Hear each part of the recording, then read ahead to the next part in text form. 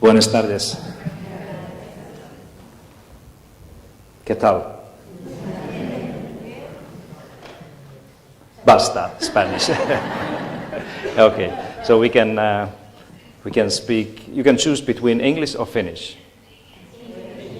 English. I'm very sorry that I don't speak more Spanish. I gave you everything I have. All right, but I speak some Italian, so I can understand when you speak. If you speak slowly, I understand.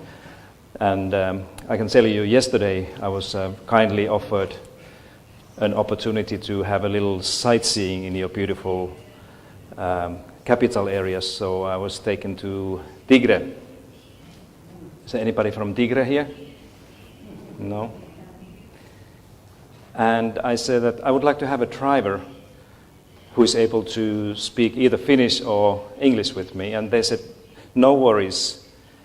Luis is very fluent in English. And he will be explaining you all the secrets of football and tango and wine and this beautiful thing. And when I met Luis yesterday morning, Luis didn't speak a word English. Yeah? So there I am sitting in a car with the Argentinian man speaking beautiful Spanish. And I said that if it's okay with you, I will speak Italian and you will speak Spanish, and we probably understand one another. And it was a beautiful day, I can tell you. I spent the whole day with Luis, and I understood almost everything he was saying. And what made this particularly comfortable for me is that, you know, in Finland, and my colleague Seppo Tunturi can probably prove this as well, we don't like to talk too much. Yeah? Sometimes it's a nice thing to just sit with somebody in a car, drive the highway and say nothing. Yeah? We don't feel very uncomfortable with this. I know that you do. Yeah? And many others, if you don't say anything, people think that you're a little stupid. Yeah? Loco. Yeah? But we don't. Yeah? So I had a very comfortable day with Luis, and I learned so many things about your country and a little bit language. And I'm sure that Luis learned a little bit more Italian yesterday. Okay. Thank you very much for having me here. I'm actually, as you heard, I'm on my way to the airport. Yeah, I came here last week. I had a beautiful moments with teachers and principals, and today I went to school and I saw more teachers and students. I spent a lesson with a group of high school, secondary school students who were sitting in a circle. It didn't look anything like classroom, and I said, what is this lesson about? And they said that we are talking about life. We are learning about life. I said, but there's no such thing in a curriculum as life. And they said, we do have. So they were talking about relationships between young people, love, passion, you know, all these things. And, you know, this is what I'm going to take with me from here when I go back home, and said we need to learn these things in a school. The other thing I learned in that school this morning was that there's a little sign. I was sitting in the principal's office, and there was a little post-it note on her notice board that said that let's make better mistakes tomorrow. Isn't it nice? Because this is what the school was trying to tell the children, that we don't want you to be correct and right all the time. You also have to learn how to be wrong, how to make mistakes and learn from them. So I have learned a great deal already from here. I will speak, as you heard, a little bit about the Finnish teacher education. How do we see teachers and prepare them in Finland? But before I go into this, I felt that I need to tell you a little bit about my country as well. Yeah? Is there anybody who has been in Finland except one colleague, two? Anybody else? Is anybody who would like to go to Finland? Yeah, quite a few, I know. You know, I have learned that there are two types of people in the world. There are Finns, and then there are those who want to be Finns. Welcome anytime. Seppo Tunturi is here to help you if you need to have an arrangement. So let's see if this works. No, it doesn't work. I think my battery is run out. So I'll change it here. Okay, a few things. For those who don't know too much about Finland, there are a couple of things for you, just to put you in a map. So we are about 5.5 million people, part of the European Union. We have a parliamentary democracy. Finland is a very competitive market economy. Don't mix Finland with any type of socialist idea. Like American people often think that Finland is doing so well in education because it's a socialist country where we can ask teachers to do things. It's not true. We have a very high concentration on innovation and research in our society as a whole. It's a kind of an integral part of Finland. We have a kind of a welfare state system like Sweden and Norway and Denmark in the same way. And Finland has one of the lowest income differences in the world. So it means that if you see how much the richest 10% and the poorest 10% in the country earn, the gap is the smallest in almost like any other country in the world. It's a very important thing, as you will see. This is about education in Finland. Just kind of a key facts for you, those who are interested in looking at this. We have 3,500 schools, about 60,000 teachers in our basic and secondary school system. We spend a little bit less than the OECD countries on average in education. I think Argentina spends about 6% of the GDP at the moment, so we are spending about the same amount of our wealth in education. Finnish education system is very decentralized. Like you have a kind of a regionally functioning federal system, but Finland has we have 330 municipalities that are the basic centers for organizing education. So we don't have a kind of a centralized system where everything is happening from the capital. Practically everything is public education. We don't have private schools like you have here. We have formally a very small number of independent schools, about 75 schools altogether out of these 3,500. But parents never pay for education. It's against the law in Finland to pay for education that is leading to a qualification or degree. Anyway, you can see these things there. You know, the important thing is here while we wait for the. Are we back on? Okay, good. Is this one, that all the teachers in Finland must have master's degree. And this is what I'm going to talk to you about, how does it work a little bit later. But we have a requirement that you cannot teach in any school without master's degree. Even kindergarten teachers who are working with very small children, they have to have a university degree to work in a kindergarten. And almost all the teachers are unionized. We have one teacher union, and 95% of teachers, all teachers, belong to this one teacher union or trade union of education in Finland. And this is, again, a kind of a misconception that many people have, that they believe that a good education system means that teachers are not organized, but this is not true. We have a very strong and important union in Finland. Are you all with me?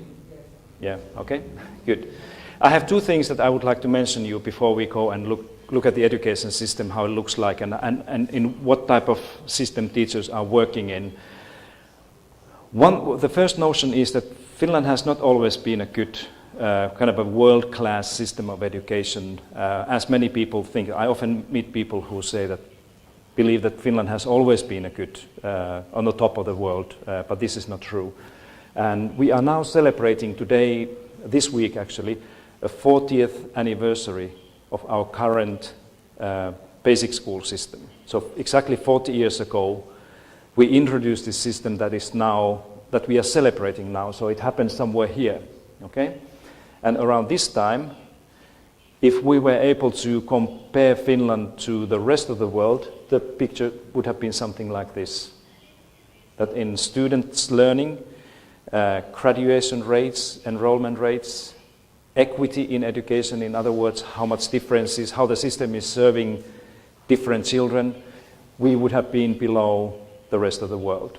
Okay? Not much, but still below the world average. Okay? And now the interesting question is that what has happened during the course of the last 4 decades. And this is how the situation looks like. Many people, probably you as well, agree that globally or in your country, the progress of education, quality of education has not been what we want it to be. Yeah? If you look at all the billions of dollars that different countries have invested in education, the progress has been fairly modest. Yeah? But the evidence that I have in my book, for example, shows that Finland has been able to progress faster than practically everybody else. There are some other countries that have done the same thing, but the continuous progress of educational performance in Finland has been kind of a steady and continuous during the last 40 years. And if this is true, then we can ask the question that what has happened, right? And we can particularly speculate what is the role of teachers and teacher education in this whole picture. The other one, this is again for those who, you can probably easily read this in English, is that Finland is doing fairly well in almost any other area where countries are nowadays compared. Yeah? So if you go to the internet and you Google international rankings, or you type it in Spanish, you will get all sorts of things there that countries are ranked and compared. Okay?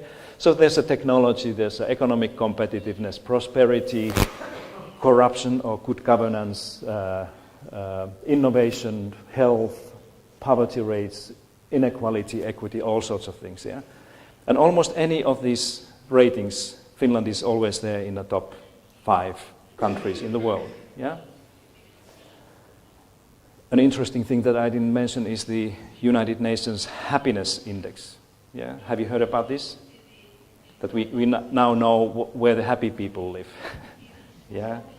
I lived 3 years in Italy before moving to Finland 3 years ago back. And I thought that Italy must be one of the happiest countries in the world because it's a beautiful country and you have good wine and good food and people don't work too much and it's always Sunday and all these things. But in the European rankings, Italy seems to be one of the unhappiest countries in Europe, and I don't understand. And then Finland ranks together with Denmark as one of the happiest countries in the world. And we also have technology. How many of you know Angry Birds? Raise your hand if you play Angry Birds. No, everybody plays Angry Birds, I know, yeah? You just don't want to tell me. Did you know that Angry Birds is from Finland? Yeah, now you know, yeah? It's one of those Finnish innovations, Angry Birds, right? So you can say, when you walk away from this room, you can say that Finland has happy people and angry birds, right? I went to Sweden the other day, and they say that they have happy birds, but angry people there. Okay, so this is just to tell you that Finland as a country, as a nation, is functioning fairly well, so somehow we can make things happen.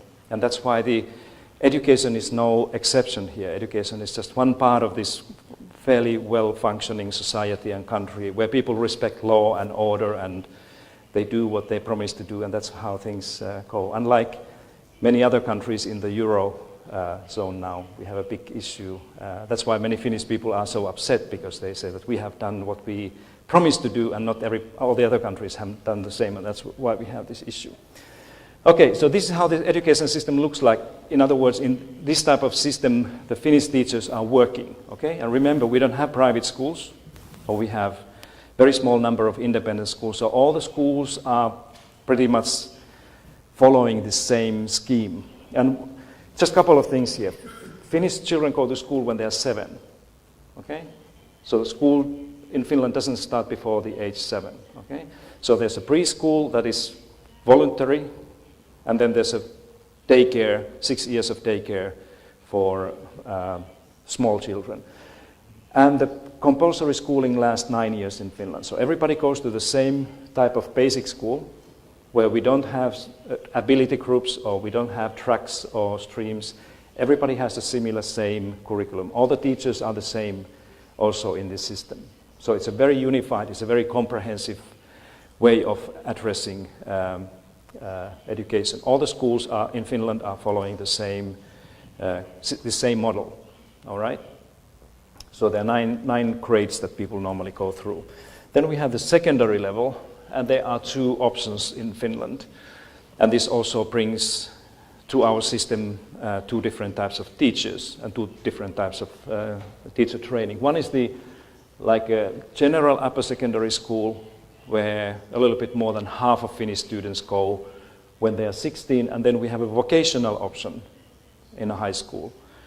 That is a kind of a equal opportunity to continue in upper secondary education. About 40% will go there, and then we have 5% of students who don't go to either of these options, and that's why the 10th grade is serving for them. Okay.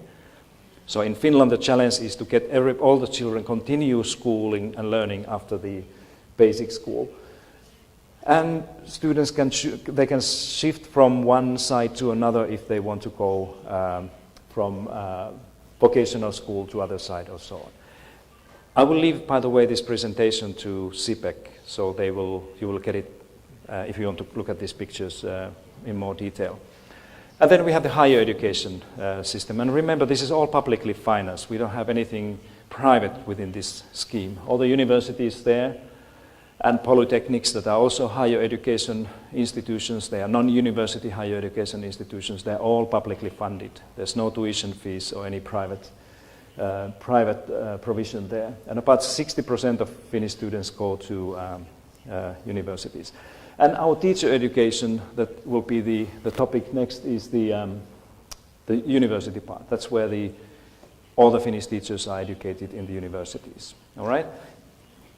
Is this clear, this picture? Yeah? It's a very simple scheme, and it's important to see that whatever the children choose, there's always the pathway forward. Even from the vocational schools, students can go to university or polytechnics always. So it's a kind of a lifelong learning path that we have wanted to create. Okay? So people often ask, is the good performance in Finnish education system because we have had similar policies than other countries, but for some reason we have been more successful in implementing them. Maybe it is because Finland is a small country, and some people say that because it's always dark and snow and ice in Finland, there's nothing else to do but go to school and come back and do homework, and go to school and come back and do a little bit more homework, and next morning again go to school. Unlike here in your beautiful country where you can take a football and go and play with friends and tell your mother that, no, I'll do my homework tomorrow. Yeah? That's not true. Yeah. You know, Finland is where it is right now because we have had very different policies and very different way of implementing this, including our policies regarding teachers in the country. So if there's any one single idea that I want you to take with you from here, it is that Finland has not followed the model of England and America, or Germany or France or any other country by insisting more competition, more choice, more standardization, more punitive accountability for teachers and schools. But we have followed our own way, and it's a way of kind of a teacher-friendly education policies. Okay? So let me tell you very quickly about three things that are directly influencing how teachers experience their work in a school, and also influence in how they are educated. This is one of the striking pictures. I saw this in a conference this weekend. Is there anybody here who was with me on Saturday? No? Okay, so you haven't seen this picture. This is from the OECD PISA study. How many of you know what the OECD PISA is? Okay, so this is the instrument at the moment to compare different countries' educational performance. Argentina is not member of the OECD, so you are not formally part of this exercise, but in 2009, where this data is from, Argentina was for the first time taking part as a non-member, OECD non-member country in the PISA. And what you see here is, this is nothing strange. This simply shows you what is the performance variation, in other words, differences between poor learners and good learners in different countries. Okay?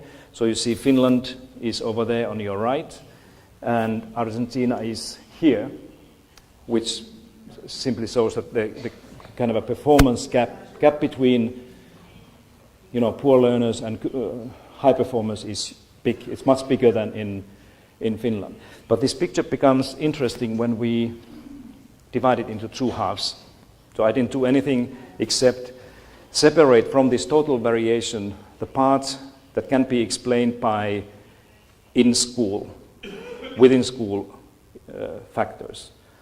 And then the second part, the red one, that can be explained by the between-school variation. In other words, how much the schools are explaining the difference, right? So if we look at this red one, I'll take this rest of the thing away. This will give us an idea how different schools in terms of students' learning are in different countries. And you can see that Finland is over there. So Finland has the smallest variation between schools of all countries. Yeah. So it's a very small, it's about 7% variation, where the OECD average is 42. Yeah? So it's about 1/6 of the OECD average, meaning that in Finland, when parents are considering education for their children, or when teachers are considering where they work, all the schools basically are the same. So me as a father, I can always, not always, but in most cases I can rely on the school in my neighborhood. The nearest school in my community is a good school for my son. Yeah? And this is how most Finnish parents think today. I don't need to go shopping for a good education because I know that the community school is a good school. It's not exactly like this always, but in most cases it is the case. But if you look at Argentina here, you are leading of all these 65 countries in the kind of a variation between schools, which indicates that there are some things that your country is not doing that Finland is doing, because it's not simply that people are smarter or more clever in other places. There must be something in the system. And this, why Finland has so small this variation, it's for many things. One is that the structure that you saw, that we insist that every school is a good school, everybody has to go to the same school, but then also in our schools we have means how to cope and deal with these inequalities that children always bring with them when they come to school. Yeah? Everybody knows, all the educators know that those children who come from families where parents have less wealth or lower education or lower socioeconomic situation, they are not likely to learn as well as the rest of the people in the class. Okay? So the school has to do something to compensate this one. Okay? And this is what Finland has been doing very actively during the last 40 years, that we have tried to make sure that everybody will learn and have a kind of a pathway to success. And this is one of the big challenges for Argentina and many other countries. There's Germany as well. You know, for Germany, this result was a huge shock 10 years ago when they realized that there are so many schools that are not able to really perform well. Is this something that you knew before? Probably yes. Yeah, but this equity issue is a big one here. Yeah. And Finland and the other Scandinavian countries are fairly strong with this equity-based thing. Okay. So let's look at the special needs issue. I'm talking about students now who are categorized as somebody who need more support and help than others. First of all, special needs pupil means a very different thing in different countries. Now, in Finland, if you say that a student, a pupil or child has a special need, it means mostly that he or she has a need in terms of learning difficulties, that he needs or she needs more help and support to learn. In many other countries, if you say a special need child, it means disability related to mobility or sight or hearing or something like this. Exactly. And that's where the big difference between countries come from. This is how the proportion, the number of those children who have special needs, whether learning difficulties or other disabilities, changes during the course of the school years. So this is a grade 1, grade 2, grade 3, and so on. Okay? In most countries, probably in Argentina as well, the number of those children will increase, the older they get in a class, in the school, right? This is how it happens in United States and most other countries, the same thing. Okay? And this indicates that the system is not prepared to help and make sure that kids receive support. This is how Finland looks like. You see the difference, yeah? That we have a lot of children in the early years of elementary school, first grade, second and third grade, who receive special education support, okay? And then the number of those children will decline because we are able to help make sure that everybody receives help. And then it starts to increase a little bit in middle school, where they start to learn mathematics with the math teacher and English with the English teacher and science with the science teacher. And these learning difficulties come. But the difference is striking here. And this is part of the story related to the previous picture, why Finland is doing so well, because of our very systematic way of helping students. And this is something that is every teacher's responsibility. So teacher education, when I went to teacher education, I was teaching mathematics and physics. I also had to take courses in special education, so that I had to understand what might be going on in my class, so that I can ask help. I can ask somebody to help, okay?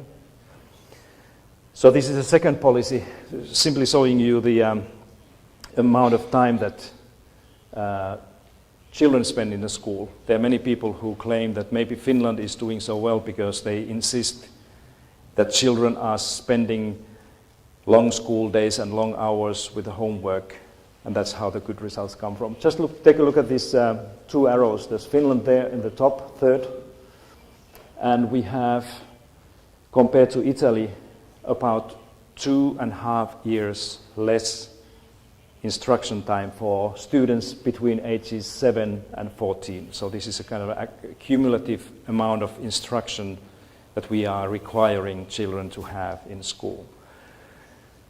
Huge differences. I don't know exactly where your country would be.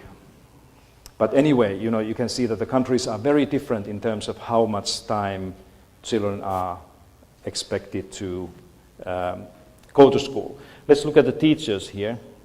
So you can see the similar situation with how much teachers spend time in the classroom. These are all the, or most of the OECD countries or candidate countries. And this shows you the typical middle school teacher in different countries and the annual teaching load, how many hours every year they teach. Yeah? So if you look at the United States, Mexico, New Zealand here, and you compare them, these numbers to Finland and Poland and Greece, there's a big difference there. So it means that in Finland, teachers are typically teaching much less than they are in the countries here. And this is again a very important thing to understand teachers' work. Yeah? I often say that if you want your teachers to be like lawyers, respected in the same way like they are in Finland, you have to provide them with the similar conditions in a work like lawyers do. Yeah? I don't know any lawyer, and I don't know too many lawyers anyway, but none of the lawyers I know work 100% of their time in a courtroom. Yeah? Is it so? At least in American films they don't. Yeah? You know, they work with a kind of a team of lawyers and they plan the case and they investigate and study, make sure that they are doing their job well. Or if we want our teachers to be like medical doctors, that is also a case in Finland, that the Finnish teachers are treated like medical doctors. I don't know any medical doctor who would do, for example, open heart surgery 8 hours a day, you know, cut one patient and do the operation and then they take the next one.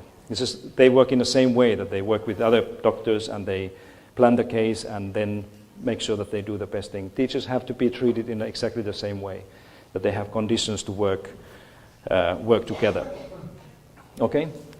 Now the third one, and this is the story of now we are coming to the teacher education issue because this is my sister's sweet daughter called Vera. Yeah? So Vera is a Spanish name too, yeah? You have some Veras here, yeah? With one E, Vera, okay? In this picture, Vera is about 25 years old, and when she was leaving high school, This is about 7 years ago. She was, first of all, she was a very good high school student. In some countries you say that this student has all A's, straight A's. Yeah? This was what she was in high school. She was playing piano, doing figure skating, and playing with the kids, and all these things that you can imagine an ideal young person would do. And about 7 years ago, springtime, she called me and said that, "Uncle, I have decided to become a primary school teacher and apply to the university where I used to teach before, to a master's degree program that prepares primary school teachers in Finland." And she knew that it was a difficult thing to get in, so she wanted to have my advice and help. And I said that, "Vera, you are just a perfect young person to be educated to be a teacher. Just go there and be yourself, and everything will be just fine." 3 months later, she called me and she was in tears and said that I was rejected. They didn't take me. So I said, "Tell me what happened?" And she said that, well, the first exam, when they had to take the written exam, based on about 6 or 7 scientific articles on pedagogy and education that they all have to read and then answer this question, she said was very easy. Okay? So she passed the first exam and she was invited to a what they call a kind of a demonstration where they have to show how they can plan and execute little tasks for other people with about 3-4 other candidates. And she said that was easy too, because I have done those things many times. So she was also invited to the interview. And I said, "So what was the most difficult question in the interview that they asked you?" And she said to me that probably the question that one professor asked me that, "Why did you come here?" And she said that, "Excuse me?" And then the professor said that, "You know, with your high school diploma, you could easily go and become a medical doctor or a lawyer or study business or anything you want, but why did you come here?" And then I asked her to tell me what was her answer. And she said that, you know, it was a kind of a surprising question, so I said that my uncle is a teacher. And my mother and my grandfather and many people in my family are teachers, so it's like I think it's like a family business, you know. And then the panel was quiet and they said that, "Is there anything you would like to say more about this?"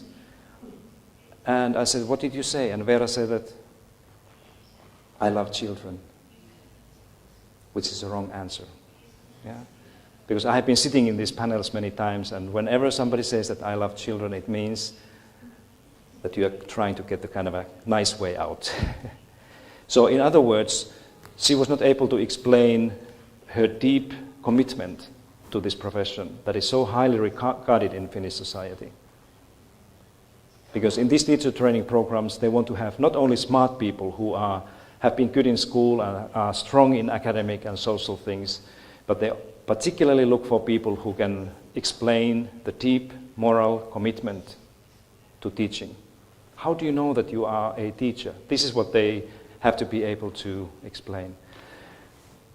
So she asked me that what should I do, because I feel that I'm a teacher. I just want to get this education, this master's degree that normally takes about 5 or 6 years, and I want to work in school with children. I said that go back to school, work as an assistant in a classroom for a senior teacher, and see how the work looks like. And think about this question, why do you like this thing so much? Why do you want to do this for your life? So she did it, and she went next spring again. They asked her the same question, not the same people, but the same question was asked. Why do you want to become a teacher? And she was able to explain her feelings and how she felt about working with children in the school, and she was accepted. And now she just graduated as a young primary school teacher, and she will be teacher for life. She will never leave. Yeah. So if you think that this is a kind of a exceptional story, one that I just cherry-picked, one thing that makes some people cry when I tell about Vera. I was telling this story in the United States, and there was a row of ladies in the front, and they took their handkerchiefs, and they said, you know, if in my country something like this would happen, we have one individual like her, we could take her every morning with the limousine from home to the college, but just make sure that she would not go anywhere else. Yeah? But in my university only, we had about 2,000 applicants last spring, and we are selecting 120 out of those 2,000. Yeah? Can you imagine? And all of those 120, this little yellow box here, so there are 120 teachers here. Every single one of them has a deep commitment and dedication to serve as teachers for their lives. There's nobody there who would say that, I'm here because, you know, I couldn't get into law or medicine, or who would say that, I don't know yet, I haven't decided what I want to do. That is so common. Every one of them will know why they want to teach. And that's why it's making a big difference. You know, if you educate those in a master's program, you will get good teachers out. So one of my messages here this afternoon is that Finland doesn't necessarily have an exceptional teacher education program, but we have very exceptional students that we are able to select there. And now I see that many of you are asking that, why is this? What makes this so special? There are many things in the conditions that we provide. Remember the pictures before, that we are not insisting that teachers have to work from morning until the evening in a classroom. We are not using standardized tests to say which teachers are good and which teachers are bad. We don't have an inspection of schools where the inspector will go to school and say that you're a bad teacher and you're a good teacher. We are asking teachers to do most of these things themselves. And that's why Vera and many others think that this is what I want to do. I want to be independent, autonomous professional in a school. This is how the situation looks like in the whole country during the last 12 years, so you get an idea how the number of candidates into primary school teacher education programs in Finnish universities has changed. It has increased from about 5,500 to about 7,000 last spring. Proportion of boys is always smaller everywhere. It's same here and same in Finland. And this line here is the line of how many have been accepted. It's always about 700 students a year. I'm talking about primary school teacher education here, nothing else. Okay? So you will see that Finland has had this already for the last 20 years, the same situation. So at least 20 years we have been able to pick up the best young people into teaching. Okay? So this is how the system looks like. I'm not going to go in all of these details, but what is important here is that we have 8 universities in Finland. How you say, ocho? Ocho universidades. Okay? 8 universities that are all providing a similar program. So we don't have training providers like you have here, 1,300 different institutions providing teacher education, all right? We have 8. And you have probably 1,300 different programs, we have 1.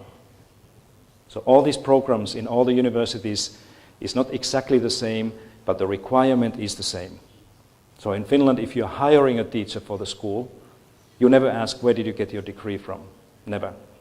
Because you know that if you're a teacher, you have the same master's degree, it's the same everywhere, okay? Now, this is about how subject teachers are trained in Finland, okay? So primary school teachers are always trained in the faculty of education, and subject teachers, they study in the faculty of their subject. Like I was a math teacher, so I did my master's degree in the faculty of science, okay? And in my faculty here, you see the faculty of science over there. In my faculty there was professor and 2 or 3 lecturers who were pedagogues. They were part of the teacher education staff of this faculty. And their responsibility was to make sure that those young people like myself who knew that I want to be a teacher of mathematics, that they were working with me. And they were offering me courses that helped me to also learn mathematics that is important for teaching in a school, like history of mathematics, for example. Okay? Or didactics of mathematics was also included there. And then I went and did my 1-year pedagogical studies in the Faculty of Education. And my practical training in one of the university teacher education schools. So Finland is a kind of exceptional in this way that we have all the faculties where students study who will be teachers, like history, languages, psychology, sciences. They also have a teacher education responsibility and function, all of them, in all the universities. So the professor of mathematics can never say that I don't care about whether you're going to be a teacher or not, because I'm a professor of mathematics. They cannot say this. They always say that we have people here who will work with you if you want to be a teacher, and this is a very important part of Finland. There you will see some of these, the course breakdown, but I'll send you this and you can take a look if you want to see how the curriculum in teacher education programs looks like. What is important there is that we have about 10% of the entire master's degree time is a practical training. So that's what the students will do in a teacher training or field school with experienced teachers. This is how teachers are paid in different countries. Spain is an interesting place because Spain, according to the OECD, is paying their teachers, academically trained teachers, more than those who have master's degree or relevant or bachelor's degree in other fields. But if you look at Finland, and you have to remember that in Finland we are comparing master's degree holders who are teachers to master's degree holders who may be something else. And teachers are paid very close to what you would earn if you had a master's degree in some other field. I'm not talking about working for private. If you have a master's in law and you work for the private law firm, of course you earn much more. But if you work in a similar, if you have a law degree and you work in my ministry, you earn exactly the same as the master degree holder in a secondary school would do. So it's not about payment. And this is how the teacher's salary changes during the course of their career. This is the start salary, this green one, on average. This is a middle career, and this is the end career salary. So you can compare Finland to the OECD on average, and then the United States, and you will see that Finland is treating their teachers in a way where we have much more progress in terms of your earnings, which is a kind of an incentive for many teachers to stay in a school if you know that your salary will gradually increase and grow. Whereas in the United States, for example, this growth, the progress is much less. Okay? Then I have a couple of more pictures and then we can finish. Professional development is very important. Often people ask that how are teachers taken care of after they have graduated and they go and work in a school. And if you look at the professional development systems around the world, they are very different. Yeah? There are some countries that are not doing very much at all to help teachers to continue to learn and grow, and then there are some countries like Singapore, for example, is insisting that all the teachers must have at least 100 hours professional development every year. Yeah? In Finland, the situation is that we have 3 very important functions in a school that are directly linked to the further training that they get. One is that all the schools in Finland have their own curriculum in the school. We don't have a kind of a centralized government-made curriculum that every school has to follow. Every school and every district or municipality, they will prepare their own curriculum, all right? And this is a very important area of professional development as well, that teachers are helped and guided to continuously improve and update their school curriculum. So teachers in Finland are deciding how they want to teach, when they want to teach this, and to a large extent also what they want to teach in different subjects. Okay? Then we have the assessment system. Remember, we don't have standardized national assessments until the end of the upper secondary school. So evaluation of students' learning is a very important part of the package. That's why the professional development is very much focusing on how the school can evaluate and assess what they do. It's a very important part. And then the third one is the school improvement. The teachers are also responsible for improving their own school continuously with the principal. So the professional development is supporting particularly kind of a school-based improvement efforts in all of these 3,500 schools. And finally,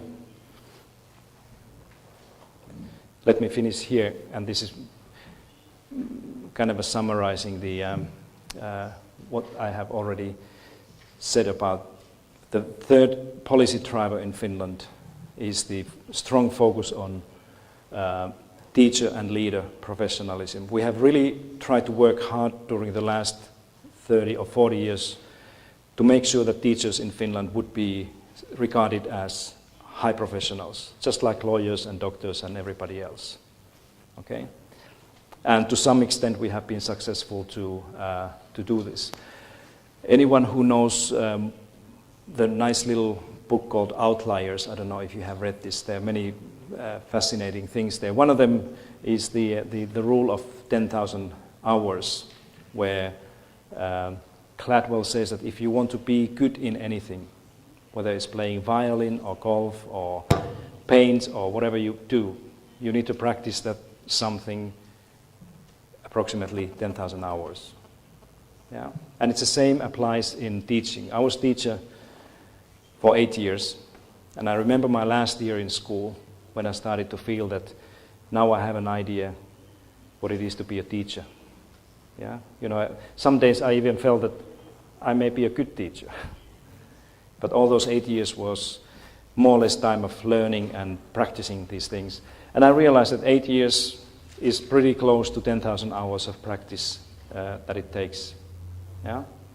And now we have countries like United States, for example, and some others, where more than half of the teachers leave before the end of the 5th year of their career. And they leave because they think that, you know, teaching is not for me. Or they find something more interesting to do. And if the country has this type of situation, they will never have people long enough in teaching where they would be in the peak of their profession. And that's why I think Finland has been fairly successful, that we have most of our teachers teach far more than 10 years before they do go to be a principal or work somewhere else. So that's one of the secrets in any system, is to try to keep teachers working long enough that you can get the best out of their profession. So let me finish here. And the title of the presentation also said that reflections for Argentina. I had some reflections actually when I came here, but you know, trying to understand what you do in this beautiful country is just too complex for me. I have been here simply too little time. I went to see the school this morning, and I tried to ask people that what would you do to improve teacher education or teachers' work in this country, and many of them say that I don't know. And I said that, you know, if you don't know, how can I try to be somebody who has answers to the questions? But I have some reflections from this. I think because you know, you are in a similar situation in preparing your teachers than United States in many ways. And in the United States they have 1,200 different providers of teacher education and different programs. And they have exactly the same challenge, that it's very difficult to build a kind of a universal, coherent system of teachers if there are so many programs providing different. The people never know whether this program or your degree is really worth anything. So I think one of the reflections from Finland and some other high-performing countries like Canada, for example, or Korea, is that the teacher's diploma, the degree, has to be so reliable that you can, when you see the diploma, that you know that it's worth something. Yeah? And if you don't have a kind of a licensing system for recognizing these diplomas or work, that's another thing. Finland we don't have any system for check whether the teachers are really up to the standards of teaching during the course of their career. And I think this is something that we probably have to consider.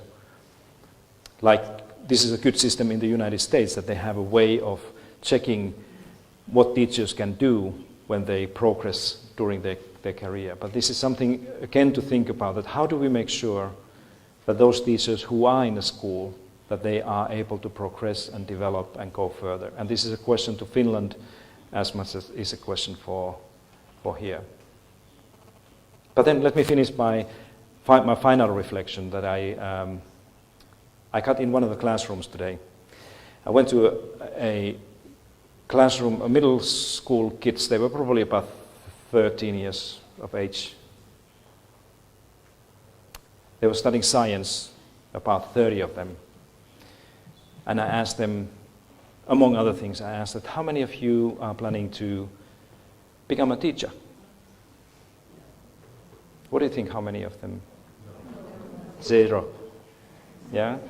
But the difference between this class, and it was kind of an embarrassing situation, because these kids were looking around like, somebody has to say. And then I said, give me one. I said, this country needs one teacher from every classroom to survive. So I need one teacher from here. These kids are looking like this, not me, but maybe you. But they were like taking this question seriously and thinking about this. When I do this in the many other countries, you know what is the reaction when I ask that, for example, high school kids in a good high school, that how many is planning to become a teacher? They laugh. Yeah, they take it as a joke. Said, I didn't come to this high school to study and become a teacher. Just like in this school that I visited today, somebody said that parents are not sending their kids to this school to become teachers. They want to be lawyers and doctors and business people. Yeah? And this is the challenge.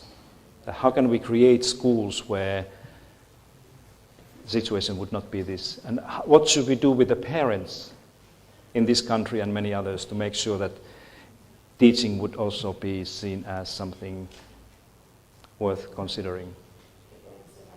Thank you. Gracias.